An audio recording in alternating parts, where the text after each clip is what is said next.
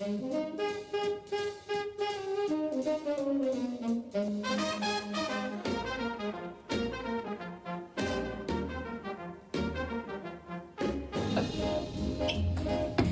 wait, that's pretty good. Yeah, that was fine.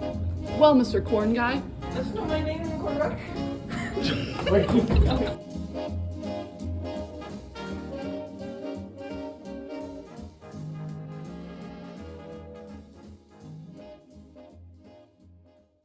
Hello, future historians, and welcome back to our YouTube channel.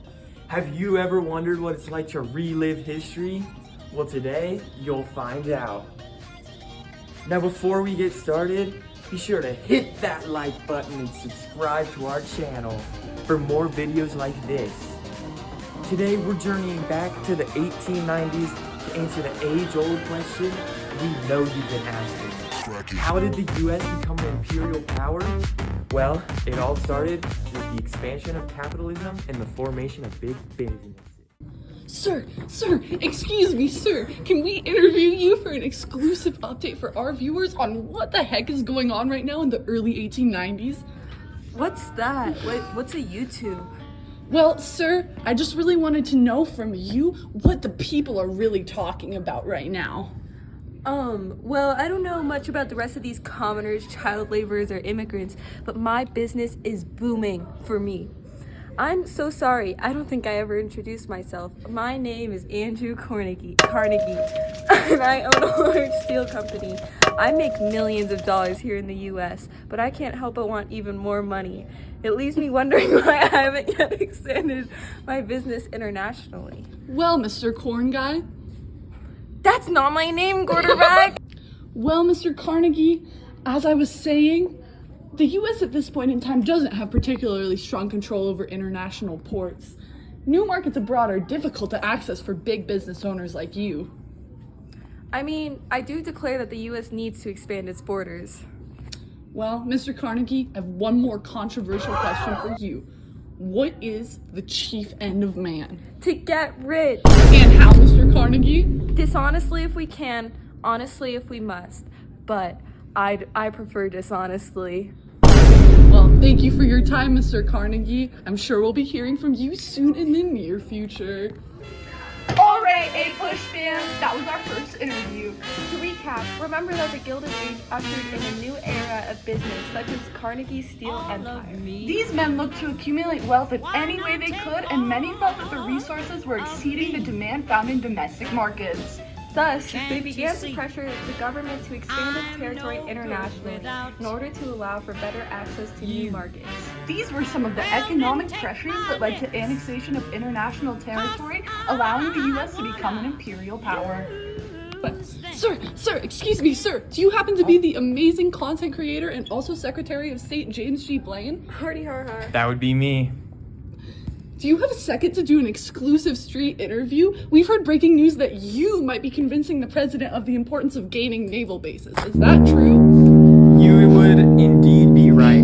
I have been working tirelessly toward ideals of gaining naval bases, as it is deeply important for our political power and strength of our Navy. I recognize these ideas from Alfred T. Mahan's trending book, The Influence of Sea Power Upon History, written in 1890. How are you planning on implementing them in real life? I couldn't tell you, but what I could tell you is that I have been working tirelessly. How are you planning on implementing them in real life? Talks with President Harrison about the acquisition of international territory. I'm hoping he may begin to get involved with the Cuban struggle for independence. And if he does, that will totally be able to annex international territory, yo. Thank you for your time, Mr. Blaine.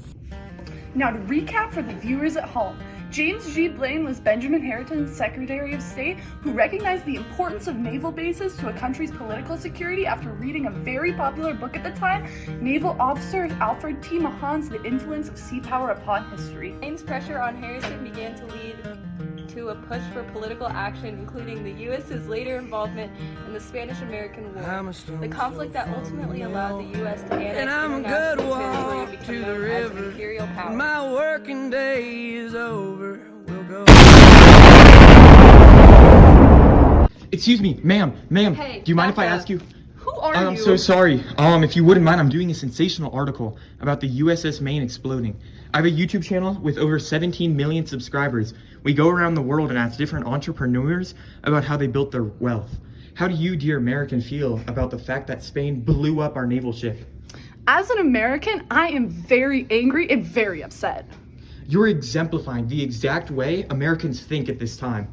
Articles like the one I'm writing, known as yellow journalism, perpetuated the idea that the explosion of the USS Maine was directly caused by Spain. This led to public outcry and pressure for the United States, as well as war with Spain. Do you have anything else to say? No, I think you said everything. Damn right. So to recap to viewers, widely publicized sensational articles following the explosion of the U.S. naval ship, the USS Maine, stationed in Cuba, led to public outcry for the United States to become involved in the Cuban struggle for independence. This event was what directly led to the U.S. declaring war on Spain and the Spanish-American War. Now for our next segment, we're going to film some exclusive, never-seen, full coverage of the 1898 Treaty of Paris, which ended the Spanish-American War. President McKinley, excuse me, do you have a minute to spare for us to do an exclusive interview with our YouTube channel? I suppose I can spare a few minutes for the people. So, I would like to start by getting a quick recap of how the Spanish-American War went, so our viewers, if they might have missed the last video, they can understand what was going on. I would say it went rather well. The war was seen as quick and easy to many Americans. The U.S. gained quick victories, such as the naval victory in Santiago and Theodore Roosevelt's Rough Riders' legendary charge up the San Juan Hill. A pivotal battle in the war. I'm sure you're all wondering about my decision to retain the possessions of the Philippines, and my reasoning is that our departure could have caused chaos, and I'm overall helping the U.S. maintain control over international territory, a defining factor in becoming an imperial power. Ah, I see. And what was your plan in the long run for this decision? Do you think that this will benefit or harm the Philippines? Well, it's not like American refusal to recognize the Philippine government will start a conflict and kill 4,200 Americans and 100,000 Filipinos, right? Besides, leaving them to their own devices would not be nearly as beneficial as being occupied by Americans. We are at the height of patriotism and justifications for the white man's burden, and the spread of freedom has caused the majority of people to believe that American international occupation is the greatest thing since bicameral legislators. Alright guys, that marks the end of another successful YouTube video. If you enjoyed, please comment down below your favorite president for a chance to win a legitimate pair of very worn real wood dentures from none other than George Washington